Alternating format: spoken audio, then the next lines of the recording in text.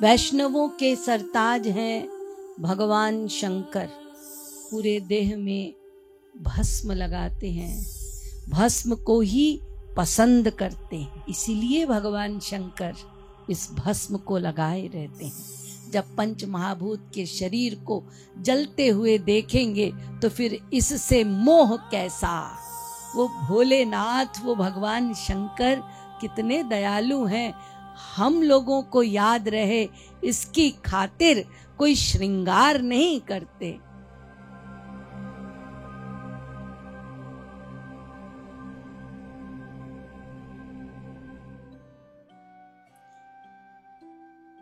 आशुतोष है भगवान शंकर, भक्ति का दान देते हैं भगवान शंकर। वहीं वो पूरे देह में भस्म लगाते हैं, श्मशान में रहते हैं। उसका कारण है कि वो प्रत्येक प्राणी को ये संदेश देते हैं कि जिसने पंच महाभूत का शरीर धारण किया है उसका अंत भस्म है, उससे अधिक कुछ नहीं। इसीलिए जन्म से लेके मृत्यु पर्यंत तक इस बात का ध्यान रहे कि मैं भस्म हूं, इससे अधिक कुछ नहीं। इसीलिए भगवान शंकर इस भस्म को लगाए रहते हैं, भस्म को ही पसंद करते हैं, ताकि ये तत्वज्ञान बना रहे कि जब तक पंच महाभूत के हो तुम भस्म हो, इससे अधिक कुछ नहीं।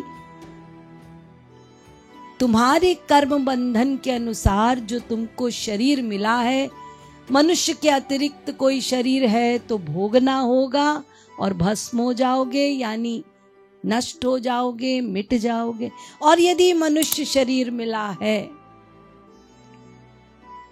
तो भी वो पंच महाभूत का है, लेकिन कर्म बंधन समाप्त करने का सुअवसर प्राप्त है केवल इसी शरीर में। इसीलिए भगवान शंकर कहते हैं कि अपने कर्मों के द्वारा इस बंधन को मिटाना है। तो कौन से कर्मों के द्वारा ये बंधन मिट सकता है? वो है निर्गुण कर्म, यानी गुरु जो बतला दे मार्ग, उसका अक्षरशः पालन करना ही उपासना है, भक्ति है, निर्गुण धर्म है। जो श्री कृष्ण कहते हैं सर्वधर्मान परित्यज्य मामेकम शरणम ब्रज। ना सात्विक, ना राजस, ना तामस गुण देखो, ना किसी धर्म का पालन करो कि ये सात्विक धर्म है, ये राजस धर्म है या ये तामस धर्म है। ना धर्म ना गुण, इन सब का परित्याग करो, मामेकम शरणम, समर्पण करो और जो गुरु कहता है वही करो। और गुरु क्या कह सकता है? जो भगवत प्राप्त संत होते हैं वो भगवत प्राप्ति के मार्गदर्शन के अतिरिक्त और कोई उपदेश नहीं देते। उनका एकमात्र उद्देश्य होता है भगवान का प्रेम दिलाना, जीवों को उनकी सेवा दिलाना, उनकी प्राप्ति कराना। केवल उनका अवतार का हेतु यही है बस, कि जीव वही करे जिससे उसे भगवत प्राप्ति हो और उसके कर्म बंधन इसी मानव देह में समाप्त हो जाए, ताकि फिर उसको और कोई 84 लाख का चक्कर ना लगाना पड़े और वो अपने घर पहुंच जाए। इस मनुष्य शरीर में ही हमारे कर्म बंधन नष्ट हो सकते हैं। अब ये हम पे निर्भर करता है कि हम अपने कर्म बंधन को और बढ़ाएं और 84 में ही घूमते रहें, या फिर ये जो सुअवसर प्राप्त है ये मानव शरीर, इसमें ऐसे कर्म करें जिससे हम भगवान की ओर बढ़े, हमारी उत्तरोत्तर भक्ति बढ़े और ऐसे कर्म हो जिससे ये चित्त जो जन्म जन्मांतर से कलुषित है वो शुद्ध हो जाए और इस शुद्ध हृदय में हरि और गुरु अवस्थान करें, बैठें।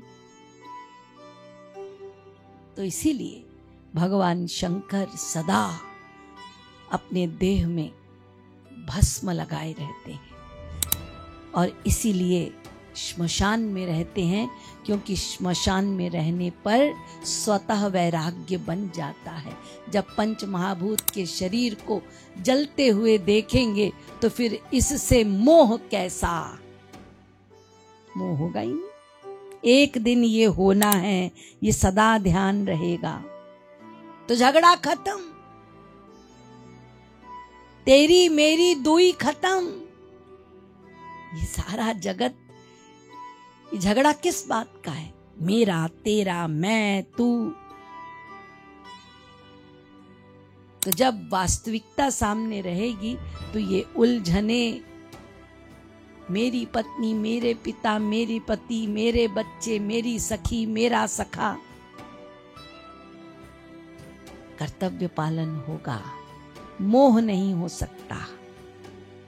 जीव सावधान रहेगा, मनुष्य सावधान रहेगा, इसीलिए सदा सावधानी बनी रहे।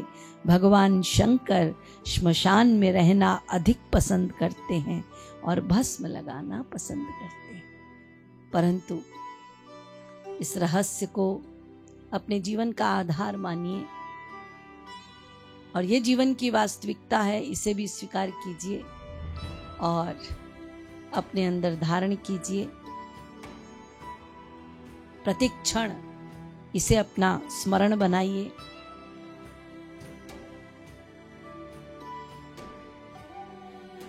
और शास्त्र भी कहते हैं, जन्म मृत्यु जरा व्याधिर दुख दोषानुदर्शनम। जो बुद्धिमान होते हैं वे क्या करते हैं? जन्म का कष्ट, मृत्यु का कष्ट, आदि व्याधि का कष्ट, बुढ़ापे का कष्ट, ये सारे कष्ट जो हैं इनसे सावधान रहते हैं। कुछ कष्टों को रियलाइज करते हैं मानसिक रूप में और कुछ कष्टों को दूसरों को देखकर सावधान होते हैं। बुढ़ापा अभी आया नहीं लेकिन आएगा और बुढ़ापे में क्या क्या होगा ये देखकर समझते हैं। दर्शनम, देखकर, दुख दोषानु दर्शनम, उन विकारों को, उन दोषों को देखकर समझ जाना है और जो स्वयं पर बीत रही है उससे भी तुरंत समझना है। बार बार बीते ऐसा नहीं, तुरंत। तो मैं भरोसा करती हूँ कि आप सब लोग भी इस रहस्य को समझें और इसी मृत्यु की, भस्म की वास्तविकता को सदा ध्यान रखें कि मेरे वो कृपालु प्रभु, वो भोलेनाथ, वो भगवान शंकर कितने दयालु हैं। हम लोगों को याद रहे इसकी खातिर कोई श्रृंगार नहीं करते।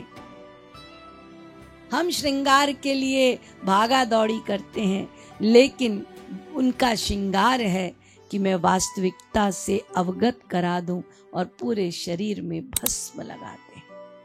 भस्म ही उनका श्रृंगार है।